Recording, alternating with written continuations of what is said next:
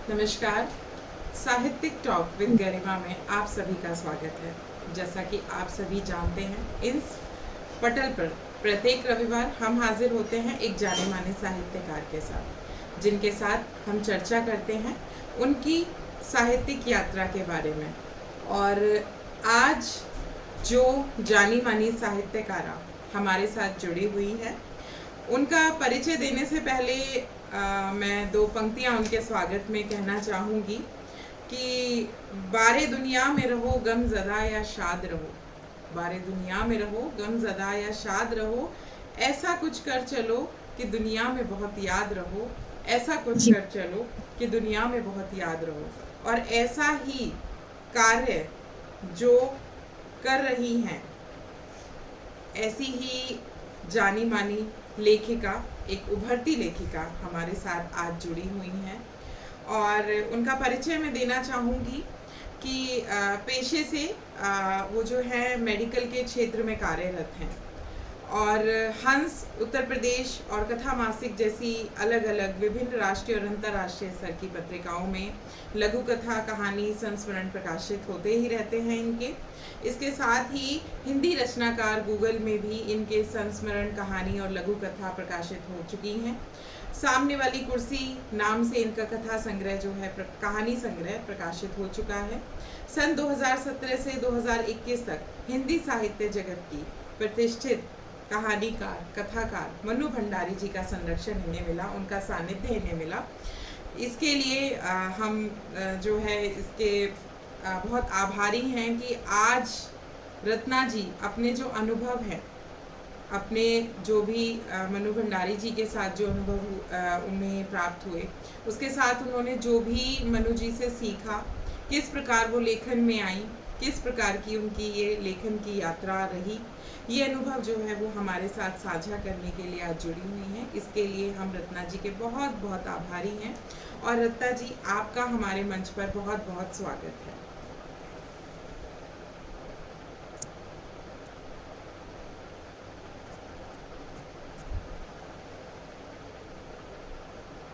जी, बहुत बहुत धन्यवाद मुझे ये अवसर प्रदान किया।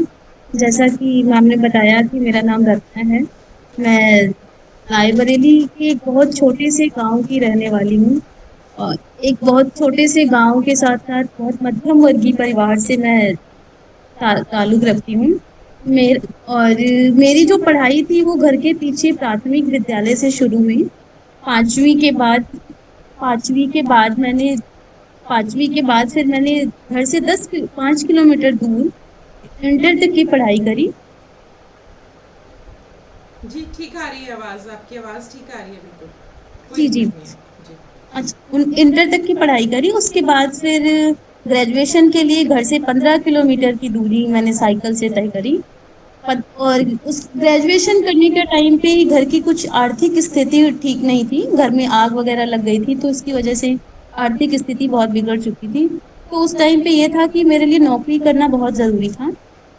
फिर मैंने एक छोटा सा कोर्स किया कौशल विकास से, नर्सिंग का। उस टाइम वो कोर्स, वैसे तो 3 साल का 2 साल के कोर्सेज होते हैं, लेकिन एक कोर्स ये भी होता है 3 से 6 महीने का, कि जिसमें आप ये सीख सकते हैं कि एक मरीज को कैसे देखते हैं। जी।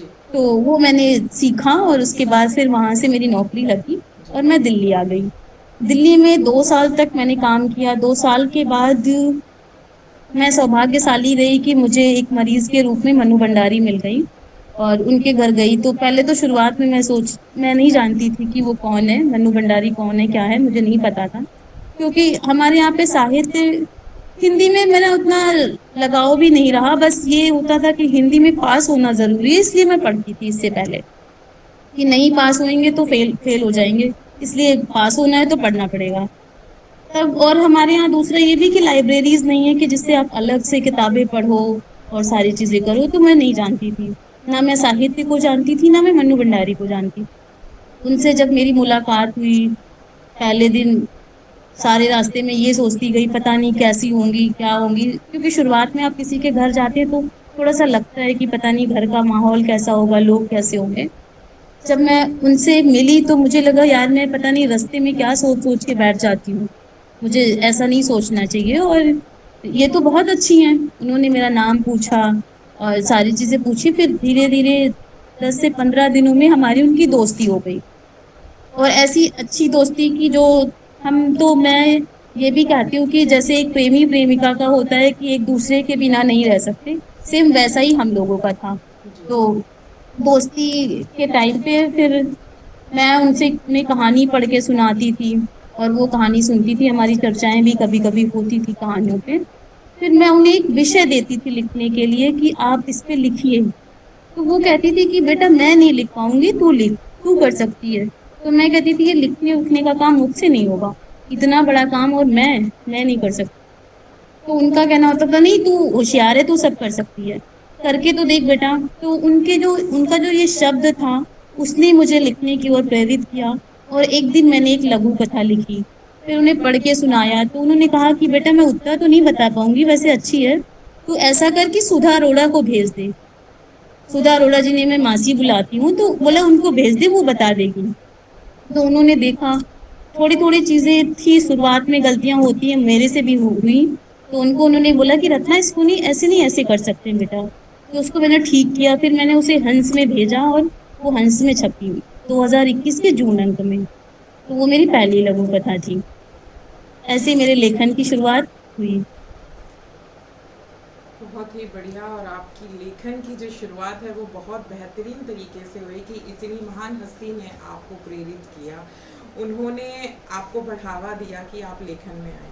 तो पहली जी। जो रचना है वो आपने कब लिखी और किस विषय पर लिखी? मेरी पहली रचना एक महिला है, वो घरों में काम कर रही होती है और उसे बाथरूम में जाने, मतलब सब जगह तो उसे प्रवेश मिल जाता है, लेकिन बाथरूम में जब वो जाती है तो घर की जो वहाँ की जो मालिक होती हैं, बुजुर्ग महिला होती हैं, वो उसे बहुत डांटती हैं, टेबल पे खाना नहीं खाने देती हैं। तो ये चीजें जो अभी भी हमारे यहाँ है कि आप काम करने वाले हो, यहाँ नहीं बैठ सकते, वहाँ नहीं बैठ सकते। तो इस विषय पे मैंने एक लघु कथा लिखी थी। जी, बहुत अच्छा विषय था और मुझे लगता है बिल्कुल ये आज का जो ज्वलंत मुद्दा है, बिल्कुल ऐसे विषयों पर आपने लिखा है। तो आपके परिवार का किस प्रकार का सहयोग रहा आपके लेखन में? मेरे परिवार ने, मेरे पापा ने, मेरी मम्मी ने, सबने मुझे एक स्वतंत्र जीवन दिया है कि मैं जो चाहूँ वो कर सकती हूँ, किसी रोक टोक नहीं रही। और जब मैंने मेरे आसपास या मेरे गांव में मेरे रिश्तेदार घर पे कोई लेखन में नहीं रहा। हाँ, सब लोग कहते हैं कि मेरी फैमिली से, इनसे मुझे मतलब लेखन विरासत में मिला। मैं ये कहती हूँ कि मुझे मन्नू भंडारी ने ये विरासत में दिया। बहुत बढ़िया घर बात है वाले कि बहुत खुश थे। अच्छी बात है, सौभाग्यशाली हैं ऐसे लोग जो ऐसे महान हस्तियों का सानिध्य पाते हैं। और मनु जी ने बिल्कुल, उनके लेखन की जो छाप है वो आपके लेखन में भी कहीं ना कहीं बहुत जगह दिखाई देती है। आपका लेखन जो है मैंने ऑनलाइन जो है वो पढ़ा है काफ़ी चीज़ें, तो कहीं ना कहीं वो चीज़ें नज़र आती हैं कि आप उनसे कितनी प्रेरित हैं। तो जैसे कि आप चिकित्सा के क्षेत्र में कार्यरत हैं, तो जी। ऐसे में आप वहाँ पर भी पूरा आपको समय देना पड़ता है, बहुत समय है, ऊर्जा है, सब कुछ बिल्कुल मुझे लगता है आप बहुत ज़्यादा थक जाती होंगी और ऐसे में बिल्कुल। समय भी नहीं बचता है आपके पास, नाइट शिफ्ट्स और ये सब भी होती हैं। तो लेखन कैसे मैनेज करती हैं आप? लेखन किस प्रकार जी कर पाती बिल्कुल, हैं? आप सही कह रही हैं, लेकिन मैं आपको बताऊं कि मैं ये नहीं कहूंगी कि मैं बहुत अच्छा लिखती हूँ या मैं लिखने लगी हूँ। लेकिन अगर मैं एक लाइन भी नहीं लिखती हूँ तो मेरा मन ऐसे लगता है कि मैंने आज कुछ नहीं किया। जी। तो खाना वाना बन जाएगा, उसके बाद में सारी चीजें करने के बाद फिर मुझे लिखना है, मैं थोड़ा लिखूंगी जरूर। तो अगर जब मेरी दिन की ड्यूटी होती है तो मैं रात को लिखती हूँ, रात की होती तो दिन में। और पढ़ने का काम मेरा जो आने जाने का सफर होता है वो 1 से 1.5 घंटे का होता है, तो मैं वहां पे बस में बैठती या मेट्रो में किताब पढ़ती हूँ। पढ़ने का काम मैं वहां करती हूँ ज्यादा। बिल्कुल, बिल्कुल कि वाकिफ़ कहाँ है ज़माना हमारी उड़ान से, और वो और थे जो हार गए आसमान से। तो जी बिल्कुल शुक्रिया। बहुत सही बात है कि हिम्मत जो है अगर हम करें तो मुझे लगता है परिस्थितियाँ हमें कुछ भी करने से नहीं रोक सकती। और हम जहाँ बात करते हैं जो है नारी सशक्तिकरण की, तो मुझे लगता है आप एक बिल्कुल जीती जागती मिसाल हैं कि इतनी सशक्त महिला होकर के और आप अभी भी आगे बहुत सारी लोगों के लिए उन पर लेखनी का जो कार्य आप कर रही हैं, उनके जीवन की जो समस्याओं को लोगों तक पहुंचाने का जो कार्य कर रही हैं, क्योंकि आपकी लेखनी में बिल्कुल नज़र आता है कि आप कितनी संवेदनशील हैं लोगों के जो है उनके जीवन के प्रति, उनकी समस्याओं के प्रति। तो आपको जो लेखन की प्रेरणा है वो मनु भंडारी जी से मिली। तो लेखन जी के बिल्कुल। साथ साथ आप और क्या क्या करना पसंद करती हैं? लेखन के साथ साथ एक तो किताबें पढ़ना, दूसरा ये कि मुझे लोगों की मदद करना बहुत अच्छा लगता है। मुझे ये लगता है, और कोई भी मुझे आके कहे तो मुझे ये लगता है कि नहीं, इसकी मदद होनी चाहिए। तो इसके सिवा मैं हर किसी की मदद करना पसंद करती हूँ, मम्मी पापा के साथ टाइम स्पेंड करना पसंद करती हूँ, बस यही करती बिल्कुल, बहुत अच्छी बात है कि लोगों की मदद करने के लिए आप हमेशा तत्पर रहती हैं, और आप एक ऐसे पेशे से भी जुड़ी हैं जिसमें बिल्कुल आप निस्वार्थ भाव से लोगों की मदद करती हैं, उनकी इतनी जो देखभाल है इतने अच्छे तरीके से हूँ। करती हैं, उसमें सच में आप यहाँ बधाई पे की पात्र हैं। यहाँ पे मैं एक बात जोड़ना चाहती हूँ कि कई बार मुझे ये लगता है कि अगर मेरी मेरी मेरी रोटी का मतलब मेरे खाने का इंतजाम कहीं और से हो जाता तो मैं लोगों की ऐसी देखभाल करती। मैं सैलरी नहीं लेती, पैसे नहीं लेती, बिल्कुल लेकिन सैलरी लेना, तनख्वाह लेना ये मेरी मजबूरी है, क्योंकि सभी कहीं बिल्कुल और से इंतजाम होता नहीं है, तो पेट तो जो है कि वो कभी भूखा नहीं रह सकता, तो उसको खाने के लिए कुछ चाहिए होता है। बिल्कुल बिल्कुल, ये मैं समझ सकती हूँ बिल्कुल, और ये सब हम सबकी मजबूरियाँ हैं कहीं ना कहीं। और आपकी ये भावना कि अगर मैं इतनी सशक्त हो जाऊँ तो मैं लोगों की बिल्कुल एक इतने अच्छे तरीके से जो है वो सेवा कर पाऊँगी, और मुझे लगता है भगवान आपको सच में बिल्कुल इस काबिल ज़रूर बनाएगा। जी शुक्र। चाहे समय थोड़ा ज़रूर लग रहा है, लेकिन एक दिन अवश्य आप उसके काबिल ज़रूर बनेंगी। तो इसके साथ ही अगला जो प्रश्न है वो मैं आपकी रचनाओं पर ही पूछना चाहूँगी कि आपकी जो रचनाएं हैं वो मुख्यतः जी, किन विषयों पर आधारित होती हैं? सामाजिक विषयों पे ही मैं लिखती हूँ, तो हमारे आसपास समाज में घट रही है, मैं उस पे ही लिखती हूँ। जी, सामाजिक विषयों पर आप लिखती हैं, लोगों की पीड़ाओं जी पर आप लिखती हैं, उनकी जी समस्याओं पर आप लिखती हैं। और मुझे लगता है कि एक लेखक जो है वो बिल्कुल बहुत संवेदनशील होता है लोगों के मनोभावनाओं को, उनकी समस्याओं को समझकर और उनके जीवन को सही अर्थों में समझकर एक जो है सकारात्मक रूप में जो है प्रस्तुत करता है। और आप बिल्कुल एक सकारात्मक लेखन कर रही हैं और बहुत अच्छा कार्य कर रही हैं। इसके साथ ही जो है मैं चाहूँगी कि एक छोटी सी जो भी रचना है आप जो हमारे दर्शकों को, हमारे श्रोताओं को सुनाना चाहें वो जी, मैं एक आप। अपनी पहली लघु कथा सुनाती हूँ, जिसका नाम मैंने सरदास रखा था। जी। गंगागंज स्टेशन पर ट्रेन के रुकते ही परिचित आवाज सुनाई दी। देखा, नितिका चली आ रही थी। वो हमारे घर के सामने वाली गली में रहती है और अक्सर बाजार में मिल जाया करती थी। इधर से इधर से मैं और वो अपने अपने काम पर लग गए। मिलना करीब बंद सा हो गया था। बहुत दिन बहुत दिन बाद उसे देखकर खुशी हुई। वो किसी तरह 8वीं पास करके नौकरी करना चाहती थी। क्षत्रिय परिवार से है, पिता नहीं है, घर की हालत बहुत खराब है। मैंने उसकी मदद कर शहर में उसी के सजातीय परिवार में नौकरी लगवा दी। अब वो उन्हीं के घर काम करती है। मिलते ही उसने गले से लगा लिया, तुम्हारा काम ठीक से चल रहा है ना? वहाँ कोई तकलीफ तो नहीं? मैंने पूछा। तकलीफ तो कोई नहीं, पर बड़ी विचित्रता है वहाँ। क्या बात है? मैंने पूछा। उनके घर का सारा काम करती हूँ, खाना बनाती हूँ, मेरे हाथ का बना भोजन करते हैं, मेरे साथ वे खूब बातें भी करते हैं, लेकिन मेरे खाने के समय कहते हैं कि तुम नौकर हो, डाइनिंग टेबल पर नहीं, जमीन पर बैठकर खाओ।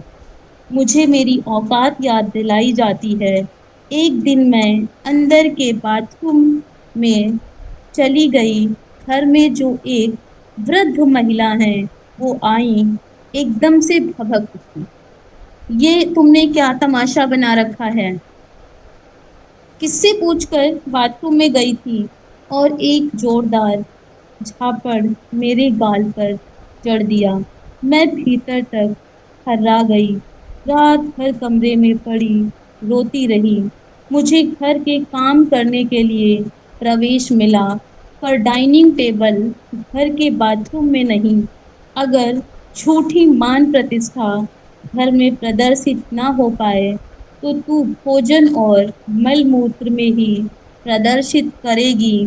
तेरे लिए घर के सभी कार्यों में कहीं भेदभाव नहीं, वहां कोई ऊंच नीच नहीं, पर तू संडास में ऊंची बन हमेशा दूसरों को नीचा दिखाती रहेगी। वाह। बहुत सुंदर आपने लिखा है, और बिल्कुल मंत्रमुग्ध हो गई मैं सुनते हुए। और बहुत ही भावनात्मक जो है स्तर पर आप लिखती हैं, बिल्कुल भावुक कर देने वाली लेखनी है आपकी। जी इसके शुक्रिया। साथ ही अगला जो प्रश्न है, मैं अगले प्रश्न की तरफ हम बढ़ेंगे। तो जी। आपको जो है कई राष्ट्रीय स्तर के जो पुरस्कार हैं वो भी मिल चुके हैं। जी। शिल्पी चड्ढा स्मृति सम्मान जो है वो भी आपको मिल चुका है। तो जी। वहाँ तक का सफ़र जो है वो कैसे रहा आपका? वहाँ पे शिल्पी चड्ढा सम्मान के लिए उन्होंने किताबें आमंत्रित करी थी, तो मैंने भी अपनी किताब भेजी थी और उन्हें वो किताब उनके स्तर से, उनके जो नियम्स थे उस पे खरी उतरी, तो उस वजह से फिर उन्होंने उस किताब को चुना, शिल्पी चड्ढा अनुभव बहुत सम्मान। अच्छा रहा। बिल्कुल, लेखनी पर आपकी जो जितना भी आपने लिखा है, अगर वो इस तरीके से जो है पहचान बना पाए, तो ये सच में ही सौभाग्य की भी बात है। और मुझे लगता है कि सच में आप, मैंने जैसा पहले भी कहा कि मन्नू भंडारी जी की जो लेखनी की झलक है, वो आपकी लेखनी में कहीं ना कहीं झलकती ठीक है। है। और ये बिल्कुल उसका एक सबूत हम कह सकते हैं कि आपकी जो लेखनी है वो एक अच्छे स्तर पर पहचान बना रही है। अब अगला जो प्रश्न है, जो है मैं आपके लेखन से संबंधित ही पूछना चाहूँगी, आपकी साहित्यिक यात्रा से संबंधित ही पूछना चाहूँगी कि अभी तक जब आप लेखन कर रही हैं, जितना भी लेखन आपने किया है, इस जी। लेखन में आपने अब तक किन चुनौतियों का सामना किया? मैं अगर अपने स्तर से बात करती हूँ तो मैं यही कहूँगी कि मैंने किसी चुनौती का सामना नहीं किया, क्योंकि हर किसी ने मेरी मदद की है, चाहे पुरुष साहित्यकार हो या महिला साहित्यकार हो या मेरे घर के लोग हों, सबने मेरी मदद की है। तो मैंने लेखन के क्षेत्र में चुनौतियों का सामना नहीं किया। जी, बहुत ही अच्छी बात है कि आपको किसी चुनौती का सामना नहीं करना पड़ा। लेकिन ऐसा ज़रूर होता है कभी-कभी हमारे मतलब मन में एक अफ़सोस रह जाता है कि मैं ऐसा नहीं कर पाई, काश कि ऐसा हो पाता। तो ऐसे तो बहुत सी चीज़ें हैं और अभी तो शायद मेरी यात्राएं शुरू हुई हैं, तो अभी इतनी जल्दी मैं बता पाना थोड़ा मुश्किल है, लेकिन अभी तक जो मैंने देखा कि मैं यूपीएससी की तैयारी करना चाह रही थी और मेरा ये था कि मैं हर जगह मैं यही कहती हूँ, हर मंच पे यही बात कहती हूँ कि मैं यूपीएससी की तैयारी करना चाह रही थी, वो मैं नहीं कर पाई। लेकिन मुझे उसका कोई दुख अब नहीं है। मुझे ये लगता है कि उस टाइम मैं समाज सेवा करना चाह रही थी और अभी भी मैं नर्सिंग के क्षेत्र में रह के भी मैं लोगों की सेवा कर सकती हूँ, मदद कर बिल्कुल, सकती बिल्कुल, बहुत अच्छी बात है। और जैसा कि अब हम देख सकते हैं बहुत सारे लोग हैं वो प्रेरित हो रहे हैं लेखनी को देख कर के। आजकल लोगों का पढ़ने के लिए भी, चाहे वो ऑनलाइन के माध्यम से, मोबाइल के माध्यम से ही लोग पढ़ते हैं, लेकिन लोगों के अंदर एक जागरूकता आ रही है। तो ऐसे में लोग लिखने के लिए भी प्रेरित हो रहे हैं। तो हूँ। जी। ऐसे नए लोगों के लिए जो लेखन में आना चाह रहे हैं, उनके लिए आपके क्या सुझाव हैं? उनको आप क्या सुझाव देना चाहेंगे? उनको मैं सबसे पहले यही कहती हूँ कि लेखन में आने से पहले आप पढ़िए, खूब पढ़िए। पहले तो सभी साहित्यकारों की किताबें पढ़िए और सभी के विचारों को जानिए। आपके मन में तभी कोई नया विचार आएगा जब आप दूसरे के विचारों को पढ़ेंगे, सुनेंगे, जानेंगे। तो पहले आप पढ़ें। बिल्कुल, मुझे लगता है कि लिखने के लिए, अच्छा लिखने के लिए पहले बहुत कुछ पढ़ना ज़रूरी है। पहले एक मुझे लगता है पढ़ना एक ऐसे होता है कि हमारे दिमाग में एक विशेष सामग्री जो है वो एकत्रित हो जाती है, और फिर हमें बिल्कुल। लिखने के लिए बहुत ज़्यादा एफर्ट्स करने की या बहुत ज़्यादा प्रयास नहीं करने पड़ेंगे। जब हम इतना कुछ पढ़ चुके होते हैं तो एक अच्छे स्तर का लेखन जो है वो स्वतः ही हो जाता है। और आप इतने अच्छे स्तर की लेखिका हैं, और बिल्कुल मुझे लगता है हमारे जो नहीं, दर्शक। मैं यहाँ पे एक बात जोड़ती हूँ कि मैं अपने आप को लेखिका नहीं मानती। एक तो क्योंकि मैं यही कहती हूँ कि मैं सीख रही हूँ, मैं सबसे बस सीख रही हूँ और लिखने की कोशिश करती हूँ। ये एक महान व्यक्तित्व की पहचान होती है कि कभी भी वो अपनी तारीफ को जो है बहुत ज़्यादा गंभीरता से नहीं लेते हैं, और एक व्यक्ति वही महान बनता है जो हमेशा जो है विद्यार्थी बनकर जो है रहता है, हमेशा सीखने के लिए आतुर रहता है। तो बहुत अच्छी बात है, और आप में वो जो महानता के सारे गुण हैं वो मैं देख पा रही हूँ, और बहुत मुझे लगता है कि हम आज बहुत खुशनसीब हैं कि आज आपसे मिलने का जो मौका है वो हमें मिला। आज आपकी साहित्यिक यात्रा की जो चर्चा है वो करने का मौका हमें मिला, और हमारे दर्शक जो भी इस समय आपको देख रहे हैं, अगर उनमें से एक व्यक्ति भी अगर यहाँ से कुछ सीख पाता है तो मुझे लगता है हमारा जो छोटा सा प्रयास है वो सफल हो जाएगा। और अब जो है, क्योंकि कार्यक्रम के अंत की तरफ हम बढ़ रहे हैं, तो अब आगे के जो प्रश्न हैं जो बहुत ज़्यादा नहीं है, वो मैं सिर्फ आपसे थोड़ी छोटी मोटी बातें आपसे पूछना चाहूँगी साहित्य से संबंधित, कि हमारे जो साहित्य है उसका स्वरूप बदल गया है। पहले लोग पुस्तकों पर लिखते जो है पढ़ते थे, ठीक है, लेकिन अब आजकल सभी के हाथ में मोबाइल होता है, तो ऐसे में जी। जो है साहित्य के इस बदलते स्वरूप पर आप क्या कहना चाहेंगे? मैं ऐसा नहीं है कि किताबें लोग पढ़ते नहीं हैं, क्योंकि अभी थोड़े दिन पहले एक पत्रिका आई थी पूर्व कथन, जो गंगानगर से निकलती है, जिसमें मैंने भी समन्वय संपादक के रूप में काम किया। तो ऐसा नहीं है कि किताबें नहीं पढ़ रहे हैं, लेकिन अगर जो नहीं पढ़ रहे हैं तो मोबाइल में भी आप पीडीएफ वगैरह करके पढ़ सकते हैं आजकल तो। और कहानियों की चर्चाएं हो रही हैं। पहले सोशल मीडिया इतना नहीं होता था, तो इतनी चर्चाएं ऑनलाइन नहीं होती थी। आप उसको देख सकते हैं, वहां से बहुत कुछ सीख सकते हैं। तो दोनों माध्यमों से आप कर सकते हैं। बिल्कुल, बिल्कुल। और हिंदी का जो स्वरूप बदल रहा है, हिंदी का जो स्थान बदल रहा है, उसके लिए हिंदी के को और ज़्यादा बढ़ावा देने के लिए आप हमारे दर्शकों से क्या कहना चाहेंगे? देखिए मैम, ऐसा है कि हिंदी को सबसे ज्यादा तो देखिए, हम साहित्यकार ही अगर कोशिश करेंगे, क्योंकि बहुत से ऐसे साहित्यकार हैं जिनके बच्चे अंग्रेजी मीडियम स्कूल में पढ़ते हैं, और अंग्रेजी में तो वो वहीं से बदलाव शुरू होगा। जब हम, क्योंकि एक व्यक्ति बदलेगा तब दूसरा बदलेगा, तीसरा बदलेगा। पहले हमें खुद को बदलना होगा, एक एक व्यक्ति बदलेगा तभी बदलाव आएगा। बिल्कुल, बदलाव जो है अगर हम सभी थोड़े-थोड़े प्रयास करेंगे तो बदलाव ज़रूर आएगा, और इसकी जी। शुरुआत जो है वो हमें खुद ही करनी होगी। छोटी-छोटी चीज़ें हैं जो हम कर सकते हैं, जैसे कि हम अपनी रोज़मर्रा की ज़िंदगी में जो है हिंदी शब्दों का प्रयोग करें। और जैसे हमारे बच्चे हम देख सकते हैं, हिंदी की बहुत सारी गिनतियाँ हैं वो हमारे बच्चों को नहीं आती हैं, वो सिर्फ नहीं अंग्रेज़ी में आती है, ही बिल्कुल। जानते हैं। तो ये हाँ। हमारा भी एक हम कोशिश कर सकते हैं कि हमारे बच्चों को हम गिनतियाँ जो हैं वो कम से कम हमें इतना तो सिखाना ही चाहिए कि बच्चे। एक बार मेरे साथ हुआ था कि मेरे साथ में मैं सब्ज़ी लेने गई हुई थी, तो साथ में एक बच्ची खड़ी हुई थी वहाँ पर, और उसको जो है 97 रुपये जो है उसने बोला सब्ज़ी वाले ने।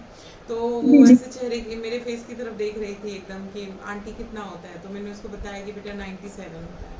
तो मतलब कि बच्चों को ये बेसिक चीज़ें भी मुझे लगता है बहुत साधारण सी चीज़ें बिल्कुल। हैं जो कि उनको आनी चाहिए, वो सब चीज़ें भी जो नहीं आती हैं। और ये हिंदी की जो दुर्दशा है, हम बहुत दयनीय स्थिति पर है हमारी हिंदी, बहुत वो ही होना दयनीय स्थिति है, चाहिए। तो बिल्कुल। हम हिंदी भाषी होकर हिंदुस्तान में रह कर मैं के कम अभी से कम हमारे मैं मना अभी करना चाहिए। बाजार मैं मेट्रो पे देखती हूँ, या मैं अभी किताबों के बाजार गई थी, दरियागंज मार्केट गई थी, किताब लेनी थी मुझे कुछ।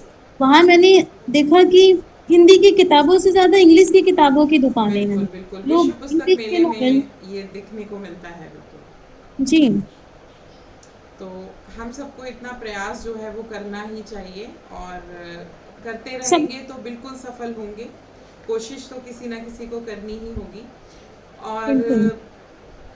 जैसे ही एक व्यक्ति भी अगर कोशिश करना शुरू करेगा तो धीरे धीरे जो है और लोग भी जुड़ते जाएंगे, और ये मुहिम जब चल पड़ेगी तो हिंदी जो है बिल्कुल अपने पूर्ववर्ती जो स्थान है उस पर आ जाएगी। तो क्योंकि अब प्रोग्राम अंत की तरफ बढ़ रहा है तो मैं चाहूँगी कि एक और कोई छोटा सा छंद, जो कविता, जो भी आप अपना जो लेखनी की कुछ भी पंक्तियाँ हैं वो हमारे दर्शकों को सुनाना चाहें तो आप हमारे दर्शकों को आपकी प्यारी सी आवाज़ में सुनाएं। जी, मैं संस्मरण की कुछ लाइनें सुनाती हूँ जो मैंने मनु भंडारी से लिखी है। जी। वो अभी भी हैं। जिस दिन से इंसान चला जाता है उसी दिन से सब यही कहने लगते हैं कि शरीर से तो चला गया लेकिन उसे उसके कामों से याद किया जाएगा। पता नहीं ये बात मेरे गले क्यों नहीं उतरती। शायद मैं इस बात को गले उतार नहीं पाती या फिर उतारना नहीं चाहती। मुझे आज भी लगता है कि वो काम और शरीर दोनों से मेरे पास। मैं बात किसी और की नहीं, मनु भंडारी की कर रही हूँ। मेरे दिल के इतने करीब रहने वाली किसी की पहली बार मृत्यु हुई थी। मेरा और मनु भंडारी का रिश्ता कोई बचपन का नहीं था। बस 4 साल पहले वो बीमार चल रही थी। मैं नर्स की जिम्मेदारी निभाने उनके पास उन्हें देखने गई थी। उस समय मन्नू मन्नू भंडारी सिर्फ मेरे लिए मरीज थी। मेरे लिए सौभाग्य की बात ये थी कि मेरा उनका नर्स और मरीज का रिश्ता ज़्यादा दिन नहीं चला, महज 15 दिन। ये रिश्ता दोस्ती में बदल गया। धीरे धीरे दोस्ती कब प्यार में बदल गई पता ही नहीं चला। कुछ इस तरह जैसे एक लड़का और एक लड़की अच्छे दोस्त बनते हैं, फिर कब प्यार हो जाता है पता ही नहीं चलता। मेरा और उनका प्रेमी प्रेमिका की तरह था। कभी ना तो एक दूसरे के बिना नाश्ता करते और ना ही रह पाते। मैं सुबह के 8 बजे आ जाती थी, फिर पूरे दिन बातें करना, मस्ती करना, दोपहर को उनके साथ खाना खाना, उनके कोमल कोमल हाथों से उनके साथ सोना, उठना, कहानी सुनाना। मुझे हिंदी साहित्य का काखा गागा भी नहीं आता, लेकिन उन्होंने उनकी बातों को गौर से सुनती रहती। शाम को जब मैं चलने लगती, बाय मैं जा रही हूँ, बड़ी जल्दी समय हो जाता है जाने का, थोड़ी देर और बैठ जाना बेटा, तेरा रहना बहुत अच्छा लगता है, मेरे साथ चलो ना। लेकिन मेरा घर बहुत दूर है, यहाँ तो एक ही कमरा है, मुझे उसमें तुमको तकलीफ होगी। तुमको सिर्फ इसलिए क्योंकि वो मेरे लिए हर रूप में दिखने वाली दादी, नानी, दोस्त, मम्मी, बस मेरा जब जिस रूप में देखने का मन करता मैं ही देख रही थी। कोई तकलीफ नहीं होगी। मुस्कुराते हुए मम्मी मम्मी अपनी छड़ी छोड़कर चल पड़ती, कमरे से बाहर तक आती। मैं निकल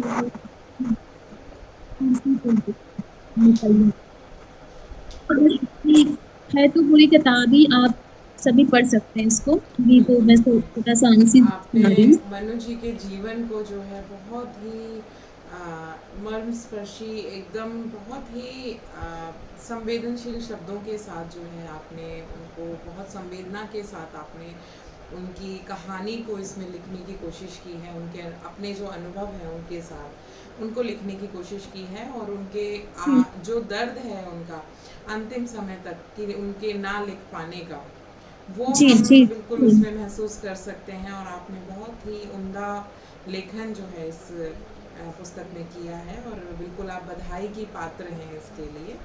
और अब हम चाहेंगे, क्योंकि कार्यक्रम जो है अंत की तरफ बढ़ रहा है, हम चाहेंगे कि हमारे जो दर्शक हैं इस समय जो हमें देख रहे हैं उनके लिए आप चंद शब्द कहें। मैं बस सबसे यही कहती हूँ कि हिंदी को बढ़ाने के लिए हम सिर्फ साहित्यकार ही नहीं, आप सब भी अपना सहयोग करें और ज़्यादा से ज़्यादा हिंदी किताबों को पढ़ें। बिल्कुल, बिल्कुल, बिल्कुल हम सबको जो है अपनी ज़िम्मेदारी जो है वो पूरी करनी चाहिए, और ज़रूरी नहीं हम बड़ी-बड़ी किताबें लिख कर भी करें। अगर हम रोज़मर्रा की ज़िंदगी में भी हिंदी को बढ़ावा देते हैं तो कहीं न कहीं हम अपनी ज़िम्मेदारी जो है उसको कर पाएँगे। और बिल्कुल। बिल्कुल जैसा कि मैंने कहा, पहले भी कहा है कि अगर इस हमारे प्रोग्राम के माध्यम से एक व्यक्ति भी, इस कार्यक्रम के माध्यम से एक व्यक्ति भी अगर कुछ सीख पाता है, अपने जीवन में जो बदलाव है वो महसूस कर पाता है, तो हमारा जो ये छोटा-सा प्रयास है वो बिल्कुल सफल होगा। क्योंकि आज के जो युवा हैं वो वही सबसे कम हिंदी पढ़ रहे हैं। जी, मैं लाइब्रेरी में जाती हूँ, जब मुझे टाइम होता है मैं वहाँ जाती हूँ, देखती हूँ सब इंग्लिश की किताबें पढ़ रहे होते हैं, तो मैं हिंदी की। तो एक लड़की ने मुझसे ऐसे ही पूछा कि आप हिंदी मीडियम से हो? मैंने कहा हाँ, मुझे मैं हिंदी मीडियम से, मुझे हिंदी पढ़ना अच्छा लगता है। हिंदुस्तान भी हिंदी शब्द है, तो मैं हिंदी मीडियम से हूँ। बोले अच्छा, यूपी की हो क्या? तो मैंने कहा हाँ, यूपी से ही हूँ। तो दिल्ली के लोग भी हिंदी पढ़ सकते हैं। तो वो हंसी और चली गई। बिल्कुल। हिंदी जो है बहुत, हिंदी पढ़ना मुझे लगता है एक स्तर जो है उनका कहीं न कहीं थोड़ा निचला माना जाता है, लेकिन ऐसा कुछ कोई बात नहीं है। हमें अपनी मातृभाषा पर कैसी शर्म? क्यों करें हम क्योंकि शर्म? मातृभाषा को पढ़ने, बोलने, लिखने में किसी शर्म की बात नहीं है। और ऐसा मेरे साथ भी बहुत जगह होता है जहाँ हमें सामने वाले इंग्लिश में बात कर रहे होते हैं। मुझे लगता है जब ज़रूरत नहीं है तो हम हिंदी में बात कर सकते हैं, और हमें करनी भी चाहिए। चाहे हम जी, शिक्षक हैं, क्यों ना हम हिंदी में बात करें? क्यों ये एक ज़रूरी सी चीज़ बन जाती है कि हमें इंग्लिश में ही बोलना है? जब ज़रूरी नहीं है तो हम हिंदी में बोल सकते हैं। बोल सकते ज़रूरी हैं बिल्कुल। बोला गया है उन स्थितियों को जहाँ पर एक हम विदेशी से बात कर रहे हैं जो शायद हमारी मातृभाषा को ना समझ सके। और अब तो विदेशी जो है, फॉरेनर्स हैं, हम उनको भी देख सकते हैं, वो हिंदी सीख रहे हैं, वो बोल रहे हैं हिंदी। और विदेशी हम हिंदी सीखना चाहते हैं। अभी 1-2 साल पहले की बात है, एक विदेशी व्यक्ति था, उसने कहा, ऐसी बात होने लगी मेट्रो में, तो उसने कहा ओ वाह, आप मेरे बेटे को हिंदी सिखा सकती हैं? हाँ ठीक है। तो मैंने उनके घर पे जाके 1 साल तक उन्हें हिंदी सिखाया। शाम शाम के टाइम पे मैं जाती थी और उन्हें सिखाती थी। बहुत अच्छी बात है कि आपने ये कोशिश की।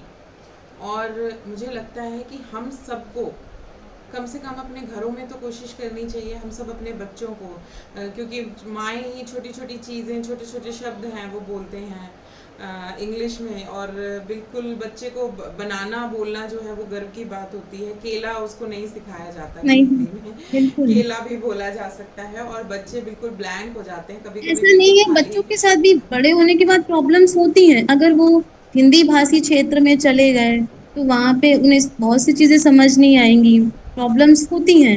लेकिन बिल्कुल, वो हम उस टाइम पे ये चीज़ नहीं समझते हैं। बिल्कुल। तो हम सबको जो है अपने स्तर पर कोशिश ज़रूर करनी चाहिए, चाहे हम शिक्षक हैं, चाहे हम अभिभावक हैं, हम माता-पिता की भूमिका निभा रहे हैं, तो भी हमें कोशिश करनी चाहिए कि हमारे बच्चों को कम से कम हमारी संस्कृति, हमारी हिंदी जो है, हमारे जो मातृभाषा है, वो तो हम सिखा ही सकें। बाकी सब चीज़ें तो जो स्कूल है और समाज है वो सब सिखा ही रहा है, लेकिन अब ये जो संस्कार देने की, हिंदी भाषा सिखाने की जो ज़िम्मेदारी है, वो हमारी ही बनती है।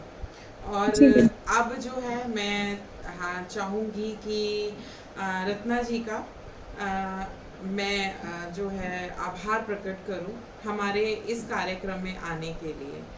आज आप इतने लंबे समय तक हमारे साथ जुड़ी, अपने जो अनुभव हैं, अपनी जो अब तक की यात्रा है, हम सबके साथ साझा की। इतनी प्यारी और सकारात्मक बातें आज हमारे व्यूअर्स को, हमारे श्रोताओं को सुनने के लिए मिली। इसके लिए हम आपके बहुत बहुत आभारी हैं, और मैं आपका बहुत बहुत धन्यवाद प्रकट करती हूँ। और दो पंक्तियाँ जो हैं वो आपके ऊपर मैं कहना चाहूँगी कि प्यासे रहो न दश्त में बारिश के मुंतज़िर, प्यासे रहो न दश्त में बारिश के मुंतज़िर, मारो ज़मी पे पाँव की पानी निकल पड़े, मारो जी, ज़मी पे पाँव की जी, पानी निकल बहुत-बहुत पड़े।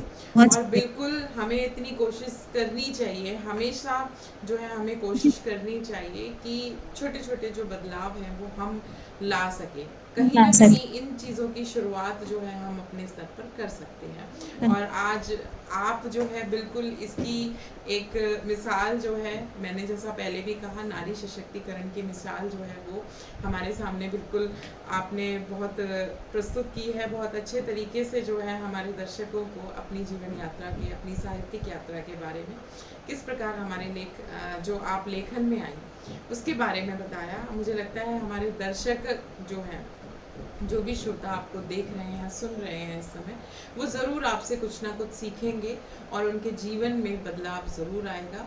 और जैसा कि मैं हमेशा कहती हूँ कि अगर एक व्यक्ति भी कुछ सीख पाया तो हमारे जो छोटा सा प्रयास है वो सफल हो जाएगा। इसके साथ ही अब हम अपने दर्शकों से विदा लेते हैं अगले रविवार तक के लिए, जहां हम फिर से हाजिर होंगे एक जाने माने साहित्यकार के साथ, जिनके साथ हम चर्चा करेंगे उनकी साहित्यिक यात्रा के बारे में। आपको हमारा प्रोग्राम कैसा लगा, रत्ना जी के साथ हमारी जो चर्चा है वो कैसी लगी, कृपया करके कमेंट में ज़रूर बताइएगा। और अगले रविवार जो है हम फिर से मिलेंगे। तब तक के लिए स्वस्थ रहें, मस्त रहें। धन्यवाद। जी बहुत बहुत धन्यवाद।